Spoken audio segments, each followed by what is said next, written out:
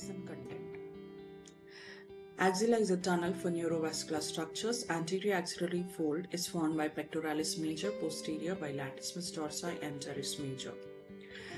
Apex is cervicoaxillary canal pointing upwards and medial. In front bounded by clavicle, behind scapula, medial, first rib. Base of floor is lower end facing downwards. In front bounded by anterior axillary fold, behind posterior axillary fold, medially is lateral chest wall. Anterior wall by pectoral muscles, posteriorly subscapularis, latissimus dorsi and teres major. Medial wall is formed by 4 to 5 ribs. Lateral wall is formed by tendon of biceps brachii, short head of biceps brachii.